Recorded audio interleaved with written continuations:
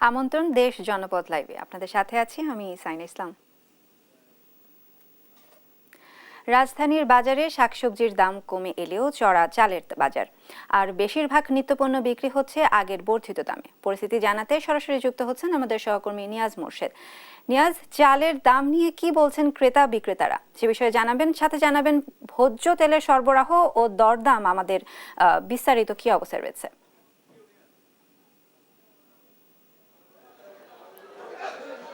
ধন্যবাদ আপনাকে। আপনি যেমনটি বলছিলেন, নিত্যপণ্যের বাজারে কিন্তু আমরা দেখেছি একটার দাম ঊর্ধ্বগতি হয়, আবার সেটা কমলে আবার অন্য একটা পণ্যের দাম আসলে ঊর্ধ্বগতি হয়। এরকমই আমরা আসলে বিগত 15-16 বছর দেখে আসছি এবং এখনও ঠিক একই জায়গায় আছে, এরকমই আসলে চলছে। এবং আপনাকে যদি বলে রাখি, আজকে কিন্তু চালের বাজার বেশ আসলে উত্তপ্ত এবং প্রতি কেজি চালে কিন্তু 5 টাকা করে দাম বৃদ্ধি পেয়েছে। মিনিকেট চাল, যেটি আসলে সর্বসাধারণের জন্য আসলে এই মিনিকেট চালটি কিন্তু সবারই কিন্তু আপনার মিনিকেট চালটি খেয়ে থাকেন এবং এটি কিন্তু বেশ চাহিদা রয়েছে। আমরা যদি একটু কথা বলি একজন বিক্রেতার সাথে, ভাই একটু কথা বলবো যে আপনাদের চালটা আসলে এখন কত কেজি করে বিক্রি করছেন মিনিকেট চালটা? মিনিকেট বিক্রি করতেছি এখন আপাতত 76 টাকা, 75-76, না দু একদিন পরে হয়তো 80 টাকা বেচতে হবে। বাজার দর তো বেচতে হবে, বাজার তো কিনাই না। হুট করে যে দামটা বেড়ে গেল 5 টাকা করে কেজি প্রতি, এটা কেন বেড়ে গেল? এটা আমরা তো বলতে পারবো না, এটা মেলা, এটা আড়ত দ্বারা বলতে পারবো, যাকে আমরা পাইকারি বাজারতে চালানি, তাদের সাথে মেলারের সাথে যোগাযোগ আছে, আমরা তাই না বিক্রি করি, আমাদের তো যেটা বাজার এটাই। গত সপ্তাহে মিনিকেট চালটা কত করে বিক্রি হয়েছে? গত সপ্তাহে মিনিকেট চাল বিক্রি হয়েছে 72 টাকা কেজি, 72, 73, 72, 74, আর এখন চলতেছে 75-76, 80-র পর্যায়ে আছে আর কি, যাওয়ার পথে।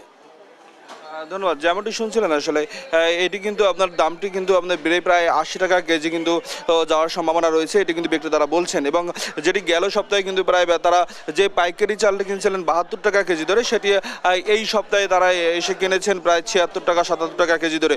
সেটি তারা যদি খুচরাভাবে বিক্রি করতে চান, সেক্ষেত্রে কিন্তু তাদের প্রায় 80 টাকা কেজি পড়ে যাবে। এবং আপনাকে আরেকটা বলে রাখি, তেলের দাম যেটি রয়েছে সেই তেলের দাম কিন্তু সেই বাড়তি দামেই বিক্রি হচ্ছে। 850 টাকা 5 লিটারের যে বোতল আছে সেটি, এবং আপনার যদি 2 লিটার যেটি বোতল আছে সেটি কিন্তু 350 টাকা কেজি ধরে বিক্রি হচ্ছে। এবং এর আগে কিন্তু এই 850 টাকা যেটি ছিল 5 লিটার বোতল, সেটি কিন্তু 800 টাকা করে কেজি বিক্রি হচ্ছে। তবে বিক্রেতারা বলছেন যে এর আগে যে ছাড়টি পেতেন সেই ছাড়টি আসলে তারা পাচ্ছেন না। আর একটু বলে রাখি আপনাকে যে পেঁয়াজ বিক্রি হচ্ছে 80 থেকে 90 টাকা কেজি ধরে, যেটি সেই ঊর্ধ্বগতির যে দাম রয়েছে সেটি স্থিতিশীল রয়েছে। আদা বিক্রি হচ্ছে 110 থেকে 120 টাকা কেজি ধরে, রসুন বিক্রি হচ্ছে 190 থেকে 200 টাকা কেজি ধরে বিক্রি হচ্ছে। এবং আপনাকে যদি একটু বলে রাখি যে আপনার মুরগির দামের কথা যদি বলি, মুরগির দাম কিন্তু বেশ বাড়তি। মুরগির দাম আপনার ব্রয়লার মুরগি বিক্রি হচ্ছে প্রায় 210 থেকে 220 টাকা কেজি ধরে, যেটি গত সপ্তাহে ছিল প্রায় 170 টাকা কেজি। এবং সোনালী মুরগি বিক্রি হচ্ছে প্রায় 330 থেকে 340 টাকা কেজি ধরে বিক্রি হচ্ছে, যেটি গত সপ্তাহে ছিল 290 থেকে 310 টাকা। এবং প্রায় প্রতি কেজিতে কিন্তু 30 থেকে 40 টাকা কিন্তু মুরগির দাম বেড়ে গিয়েছে। যদি মাছের দামের কথা বলি, মাছের দামও কিন্তু আপনার বেশ বাড়তি। মাছের দাম কিন্তু কোনো মাছই কিন্তু, দেশি মাছ যেগুলো রয়েছে সেগুলো কিন্তু 1000 টাকা কেজির নিচে কিন্তু আসলে কোনো মাছ নেই। এবং যদি শোল মাছ বলি প্রায় 1000 টাকা কেজি, এবং কই মাছ তাও প্রায় 1100 টাকা কেজি, এবং আপনার মাগুর মাছ তাও প্রায় 1000 টাকার কেজির উপরে। এবং ইলিশ মাছ আসলে চাহিদা কম থাকার কারণে এবং উৎপাদন কম থাকার কারণে ইলিশ মাছের দাম কিন্তু প্রায় 2200 টাকা কেজি ধরে বিক্রি হচ্ছে। এটা বলে রাখি যে মশলার যে বিষয়টা, এলাচি কিন্তু বিক্রি হচ্ছে প্রায় আপনার 4400 টাকা কেজি ধরে বিক্রি হচ্ছে, যেটি কিন্তু আসলে আকাশচুম্বী কিন্তু কেজি বিক্রি হচ্ছে। এবং যেটি গত সপ্তাহে ছিল 3400 টাকা, সেটি 1000 টাকা কেজি বিক্রি করে কিন্তু 4400 টাকা কেজি ধরে বিক্রি হচ্ছে। এই ছিল আমার কাছে রাজধানীর কারণ বাজার থেকে নিত্যপণ্যের বাজারের সর্বশেষ পরিস্থিতি। ধন্যবাদ নিয়াজ। রাজধানীর বাজার পরিস্থিতি নিয়ে যুক্ত ছিলেন আমাদের সহকর্মী মোর্শেদ নিয়াজ। কুমিল্লা ও চাঁপাইনবাবগঞ্জে নিত্যপণ্যের দাম ঊর্ধ্বমুখী। বিস্তারিত জানাতে সরাসরি যুক্ত হচ্ছেন সহকর্মী সুমন কবির ও তারেক রহমান। প্রথমেই যাচ্ছে কুমিল্লায়। সুমন, বাজারে কোন কোন পণ্যের দাম বেশি, দাম নিয়ে কি বলছেন বিক্রেতারা, জানাবেন। শাইনা, আপনাকে আমি জানিয়ে রাখি, আসলে কুমিল্লা বাজার পরিস্থিতি বলতে যায় আসলে নিত্যপণ্য বাজার ঊর্ধ্বমুখী রয়েছে। তো সেদিক থেকে যদি বলতে চাই, কুমিল্লা বোতলজাত যে তেল রয়েছে, তেলের আসলে সংকট রয়েছে। বাজার আমরা দেখেছি নিত্যপণ্য বাজার, বিশেষ করে চালের বাজার অস্থির রয়েছে। চালের বাজারে বিশেষ করে চিকন চাল যেটা রয়েছে, মিনিকেট শুরু করে সিরিয়াজি শুরু করে যে চালগুলো রয়েছে, চালগুলো আমরা দেখেছি সবগুলো 150 থেকে 200 টাকা বস্তা বৃদ্ধি পেয়েছে। আর সেদিক থেকে যদি কথা বলতে চাই, রসুন 210 টাকা থেকে 220 টাকা থেকে 230 টাকা বিক্রি হচ্ছে। পেঁয়াজ একটু কমেছে, 75 থেকে 80 টাকা বিক্রি হচ্ছে। আপনার যদি বলি মুসুর মসুর ডাল 125 টাকা, যেটা দেশিটা এটা 130 টাকা। হয়তো বোতলজাত যে তেলটা রয়েছে 2000 টাকার যে তেল রয়েছে, সেই 2000 টাকার তেলটা আপনার 2 কার্টুন যে তেল রয়েছে, 2 কার্টুন তেল কিন্তু 12,000 টাকার আসে পণ্য রয়েছে। এই ছিল কুমিল্লার যে বাজার পরিস্থিতি। সে বাজার আমি যদি একটু কথা বলি, বিক্রি আসলে আপনার বোতলের তেলটা কেন সংকট রয়েছে? কোম্পানি আপনার এই 2 কার্টন মাল দেয়, আদাজ 12,000 15,000 টাকার মাল আদাজ দেয়, এই কারণে আপনার মাল কম নেই, এই কারণে সংকট। পণ্যের দাম আসলে বৃদ্ধি পেয়েছে। বৃদ্ধি বলতে চালের দাম, তেলের দাম, চালের দাম, তেলের দাম, এগুলো। এটা আমি ক্রেতার সাথে কথা বলতে চাই। আচ্ছা আপু, আপনারা তো বাজার করেন, কি কি পণ্যের দাম বৃদ্ধি পেয়েছে? মানে গত সপ্তাহে চেয়ে এই সপ্তাহে দাম বৃদ্ধি পেয়েছে কিনা?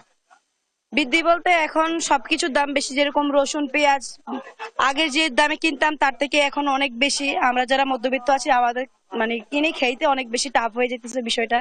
তো আমরা চাইবো যে বাজারে সবকিছু যাতে একটু মানে স্বচ্ছ মূল্যে দেওয়া যায়, যাতে আমরা যারা মধ্যবিত্ত আছি তারা যাতে আমরা কিনে খেতে পারি আর কি। আর যারা আমরা দিন এনে দিন খাই তারা হচ্ছে এগুলা কিনে খাইতে অনেক বেশি টাফ বিষয় হয়ে যায়। যারা ধরেন রিচ ফ্যামিলি তাদের কাছে এগুলো বিষয় না, যারা মধ্যবিত্ত তাদের কাছে অনেক টাফ বিষয় এগুলো, বুঝছেন? তো আমরা চাইবো যাতে সবকিছুর মূল্য যাতে একটু একটু কমে যায়।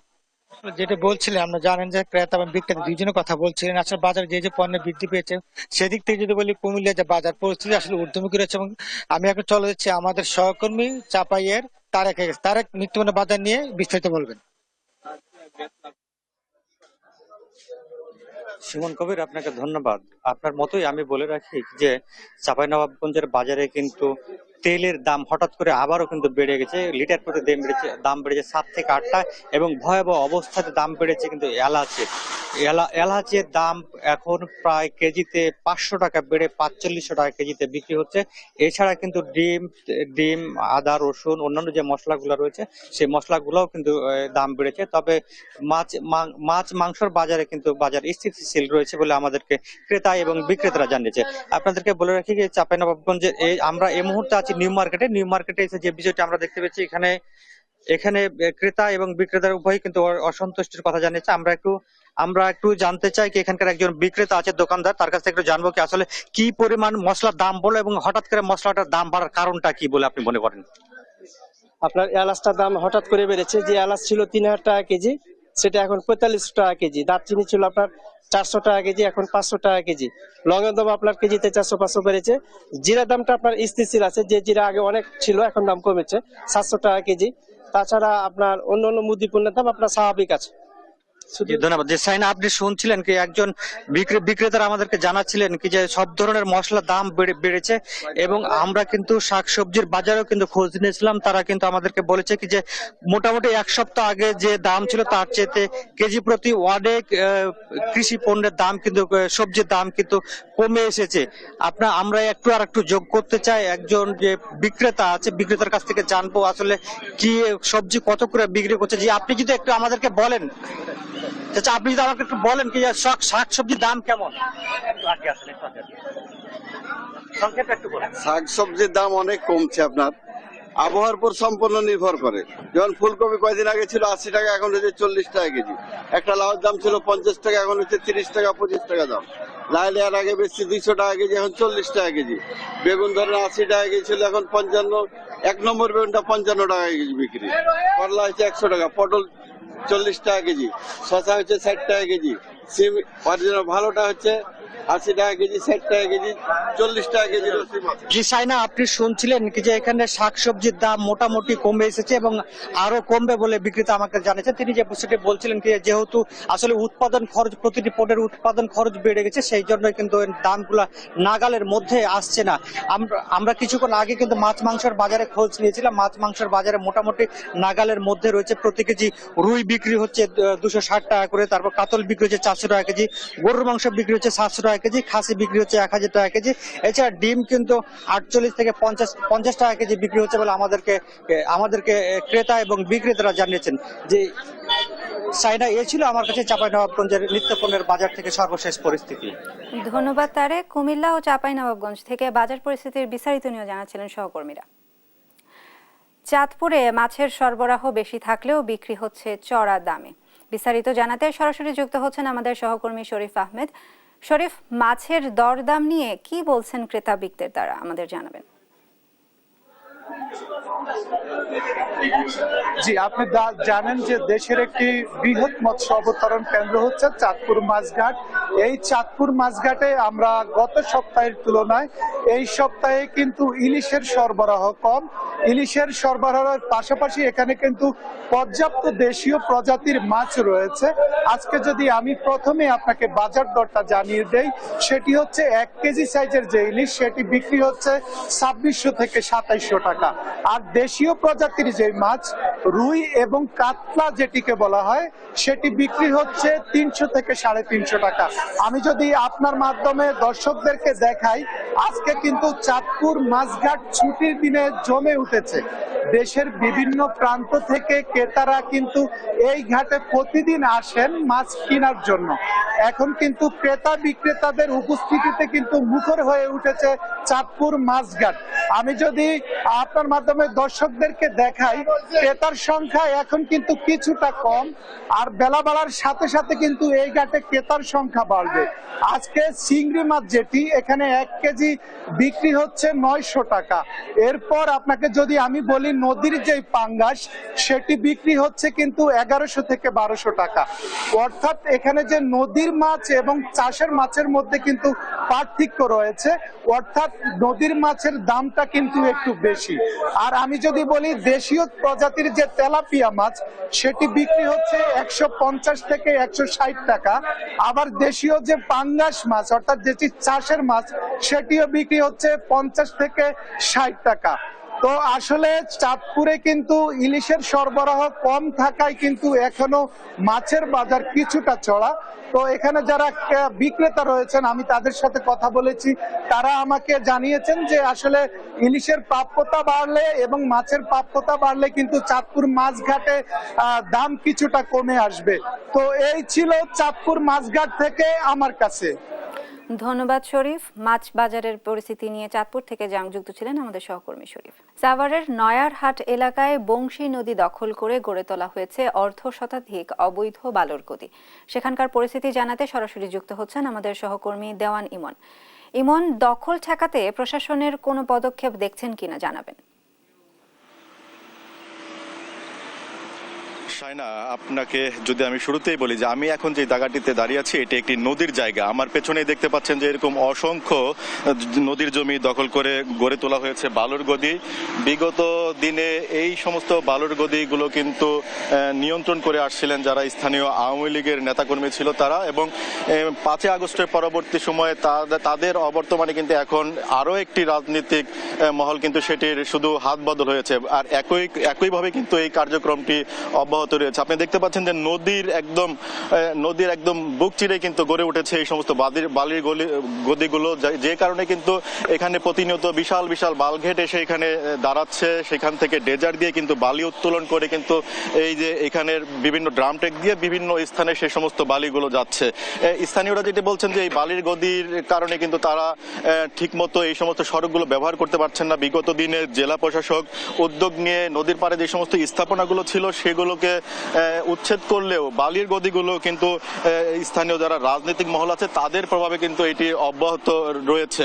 এছাড়া আপনাকে যদি একটু জানাই যে কিছুক্ষণ আগে আমি সাভার উপজেলার যিনি দায়িত্বপ্রাপ্ত কর্মকর্তা রয়েছেন ইওনো, তার সাথে কথা বলেছিলাম। তিনি যেমনটি বলেছেন যে বিগত দিনে তারা যে কার্যক্রমটি চালিয়েছেন, অভিযান পরিচালনা করেছেন, জরিমানা করেছেন, আগামী দিনেও তাদের সেই অভিযান কিন্তু অব্যাহত থাকবে। এখানকার যারা এই যে বালুর গদিগুলো যারা পরিচালনা করছেন তাদের সাথে কথা বলেছিলাম যে কিভাবে তারা এই যে নদীর বুক চিরে গড়ে তুলেছেন এই সমস্ত অবৈধ বালির গদিগুলো। তারা যেটি বলছেন যে তারা ডিসি অফিস থেকে তারা লিজ নিয়ে এসে এটি করছেন, অথচ নদী দখলের যে তালিকা রয়েছে জেলা প্রশাসকের কাছে সেই তালিকায় কিন্তু এই বালুর গদিগুলোর তালিকা রয়েছে। বিভিন্ন সময় আমরা দেখেছি যে নদী নিয়ে যারা আন্দোলন করছেন, সভা সেমিনার করছেন, তারা প্রতিনিয়ত বলছেন যে সাভারের যেহেতু প্রাণ এই বংশী নদী, এটিকে বাঁচিয়ে রাখতে কিন্তু এই সমস্ত স্থাপনা অতি দ্রুত উচ্ছেদ করতে হবে, নয়তো কিন্তু এই নদীকে টিকিয়ে রাখা সম্ভব হবে না আগামীতে। তো এই ছিল আমার কাছে নদী দখলের খবর সাভার থেকে। দখল ঠেকাতে প্রশাসনিক পদক্ষেপের বিস্তারিত নিয়ে জানাচ্ছিলেন আমাদের সহকর্মী দেওয়ান ইমন। ব্রাহ্মণবাড়িয়ায় 2 বছরেও চালু হয়নি শহরের বর্জ্য ব্যবস্থাপনায় গড়ে তোলা জৈব সার উৎপাদন কেন্দ্র। এ বিষয়ে আরও জানাতে সরাসরি যুক্ত হচ্ছেন আমাদের সহকর্মী মেহেদিনুর পরশ। পরশ, কর্তৃপক্ষ কেন এতদিনেও কোনো ব্যবস্থা নিচ্ছেন না, বিস্তারিত জানাবেন।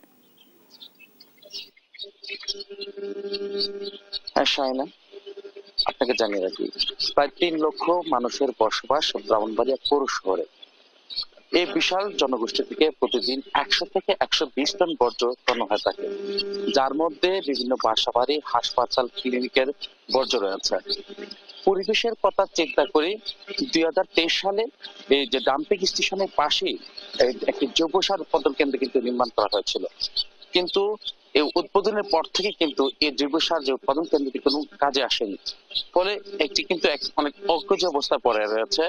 যে এখানকার যে আমি যে স্থানটি আছে আমার পেছনে দেখতে পাচ্ছেন যে জৈব সার উৎপাদন কেন্দ্রের যে প্রধান ফটকটি কিন্তু একেবারে এই ময়লা আবর্জনা কিন্তু বড় স্তূপ হয়ে আছে। এবং ভিতরে যে কোটি টাকার যে বিভিন্ন যন্ত্রাংশ আছে এগুলো কিন্তু দিনের পর দিন নষ্ট হয়ে যাচ্ছে। তো মূলত এই প্ল্যানটিকে ওই তৈরি করা হয়েছিল যে পৌরসভার যে ডাম্পিং স্টেশনের যে ময়লা আবর্জনা রয়েছে, এই ময়লা আবর্জনা থেকে জৈব সার এবং কঠিন বর্জ্য থেকে জ্বালানিতে উৎপন্ন হবে। কিন্তু প্রাথমিক পর্যায়ে পাইলটিং পর্যায়ে 2টি প্রতিষ্ঠানকে দেওয়া হয়েছিল দায়িত্ব, কিন্তু তারা পচনশীল বর্জ্য থেকে কঠিন বর্জ্য আলাদা করতে জটিলতা, বর্জ্যের উৎকট গন্ধ কারণে কিন্তু তারা ফিরিয়ে নেই। এরপরে এটি আর কোনো কাজে আসেনি। ফলে যে এখানকার যে স্থানীয় বাসিন্দাদের রয়েছে তারা যে এই ময়লার যে বিশাল স্তূপের কারণে তাদের কিন্তু অনেকটি দুর্ভোগ পোহাতে হচ্ছে।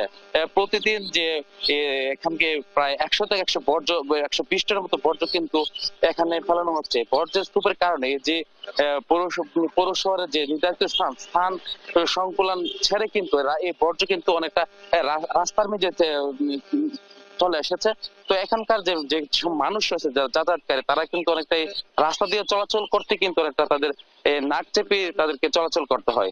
তো আমি এখন কথা বলবো যে এখানকার যে একজন স্থানীয় বাসিন্দা রয়েছেন তার কাছ থেকে যে আপনাদের এই ময়লা আবর্জনা কারণে আপনাদের কি সমস্যা হচ্ছে আর আপনাদের যে দাবিটা যে আমাদেরকে একটু বলতেন। ধন্যবাদ। আমাদের দাবি হলো যে এটা উদ্বোধন করার পরে এখনো পর্যন্ত এটা কোনো উৎপাদনে আসে নাই। উৎপাদনে না আসার কারণে দৈনিক টনের টন ময়লা রাস্তার মধ্যে ফেলানো হয়। পাশাপাশি এটার যে দুর্গন্ধে আমরা বাসা বাড়ির দরজা জানালা খুলতে পারি না। পাশাপাশি এখানে আমরা শ্বাসকষ্টের মতন অনেক জটিল রোগে আক্রান্ত হচ্ছি। পাশাপাশি এখানে আমাদের ছেলে মেয়েদের বিয়ে শাদীও দিতে পারি নাই। এখানে যে আসা যাওয়া করলে কেউ আর পরবর্তীতে আর আসে না। আর আমরা চাই অতি দ্রুত এটা উৎপাদনে চলে আসুক। তো শাহিনা, আপনাকে কি বলি যে এই বিষয়ে আমার যে পৌরসভা কর্তৃপক্ষের সাথে আমার কথা হয়েছে, তারা বলছেন যে জৈব সার যে উৎপাদন কেন্দ্রটি যাতে পুনরায় আগের মতো ফিরে আসবে, যাতে কার্যকর রূপে রূপান্তরিত হয় সেই জন্য তারা প্রতিষ্ঠানের সাথে যোগাযোগ করছেন। এই ছিল আমার কাছে সর্বশেষ। শাহিনা, বর্জ্য ব্যবস্থাপনায় কর্তৃপক্ষের পদক্ষেপের বিস্তারিত নিয়ে জানাচ্ছিলেন আমাদের সহকর্মী পরশ। মাগুরার হাসপাতালে বেড়েছে ঠান্ডাজনিত রোগীর সংখ্যা। এ বিষয়ে বিস্তারিত জানাতে সহযোগী আমাদের সাথে যুক্ত হচ্ছেন সহকর্মী জয়ন্ত জোয়ারদার। মাগুরাতে শীতজনিত কারণে কিন্তু শিশু রোগীর সংখ্যা বেড়েছে, সেই সাথে কিন্তু বয়স্ক রোগীর সংখ্যাও কিন্তু বেড়েছে। আমি মাগুরা সদর হাসপাতালে শিশু ওয়ার্ডে দাঁড়িয়ে রয়েছি। আমি এখানে রিয়া বিশ্বাসের সাথে আমি কথা বলেছিলাম, তিনি যেটা বলছিলেন যে কিন্তু মাগুরাতে কিন্তু এই মুহূর্তে শিশু রোগীর সংখ্যা কিন্তু হাসপাতালে ভর্তি রয়েছে কিন্তু শতাধিক, এবং সেখানে কিন্তু ডায়রিয়া এবং শ্বাসকষ্টজনিত জ্বর, ঠান্ডা, কাশি নিয়ে শিশুরা কিন্তু হাসপাতালে ভর্তি রয়েছেন, এবং সেখানে সেই সাথে কিন্তু বয়স্ক রোগীর সংখ্যাও কিন্তু রয়েছে। তবে আমি সদর হাসপাতালের শিশু ওয়ার্ডের চিত্রের কথা যদি একটু বলি, এখানে কিন্তু 45টি বেড রয়েছে, এখানে কিন্তু রোগীর সংখ্যা রয়েছে প্রায় 100-র উপরে। পাশাপাশি কিন্তু এখানে গতকাল কিন্তু 2জন শিশুর মৃত্যু হয়েছে, এমনটি বলছিলেন শিশু ওয়ার্ডের যে সকল দায়িত্বে থাকা নার্স রয়েছেন এবং যারা এখানকার ডাক্তার রয়েছেন তারা। তবে এখানে কিন্তু শিশু ওয়ার্ডের ডাক্তার সংখ্যা রয়েছে কিন্তু 4জন, এবং তারা কিন্তু সার্বক্ষণিক এই শিশুদের চিকিৎসা দিয়ে থাকছেন। তবে আমি সাধারণ রোগী এবং ডাক্তারদের সাথে কথা বলেছিলাম, তারা যেটা বলছিলেন যে এই মুহূর্তে আসলে শীতের প্রকোপটা একটু বেশি, ঠান্ডা, যে কারণে শীতজনিত কারণে শিশুদের ঠান্ডা এবং ডায়রিয়া রোগী আক্রান্ত হচ্ছে, এবং তারা কিন্তু প্রচুর পরিমাণে আক্রান্ত হয়ে কিন্তু হাসপাতালে ভর্তি হচ্ছে। তবে সদর হাসপাতালে 50 শয্যা বিশিষ্ট হাসপাতাল হলেও কিন্তু সেটা এখনো খাতা কলমে রয়ে গেছে। 100 শয্যার হাসপাতাল দিয়েই কিন্তু এই হাসপাতাল চলছে। তবে সেখানে কিন্তু শিশুদের জন্য 45টি বেড করা হয়েছে। সেখানে কিন্তু রোগীর সংখ্যা সবসময় কিন্তু শতাধিক বা 250-300 এরকম রোগীও কিন্তু থাকে কিছু কিছু সময়, এমনটা বলছিলেন এই হাসপাতাল কর্তৃপক্ষ। তবে হাসপাতালের তত্ত্বাবধায়ক ডক্টর মোহাম্মদ মহসিনের সাথে আমি কথা বলেছিলাম।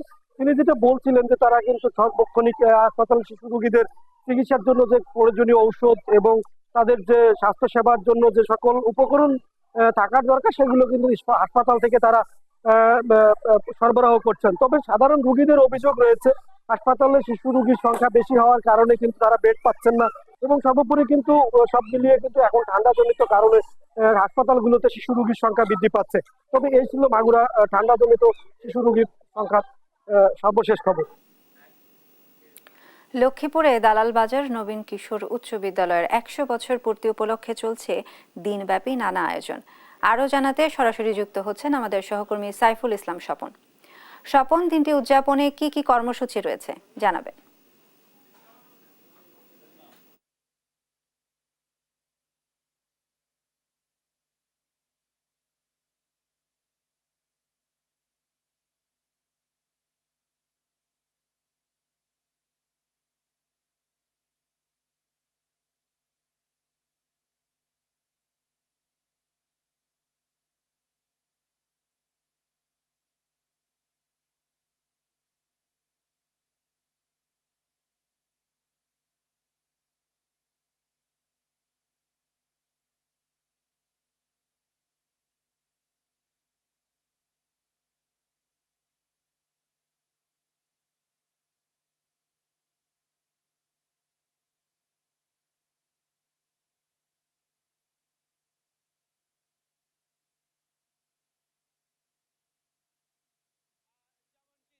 আপনি বলছিলেন যে লক্ষ্মীপুরের দালাবাজার উচ্চ বিদ্যালয়ে 100 বছর পূর্তি উপলক্ষে আজকে যে আয়োজন, এই আয়োজনে যে প্রায় লক্ষ্মীপুরের প্রায় হাজার হাজার স্টুডেন্ট এখানে উপস্থিত আছে এবং এই স্কুলটি এমন একটি স্কুল যে স্কুল থেকে প্রধান বিচারপতি, সাবেক সচিব এবং বিভিন্ন এমপি ছিল।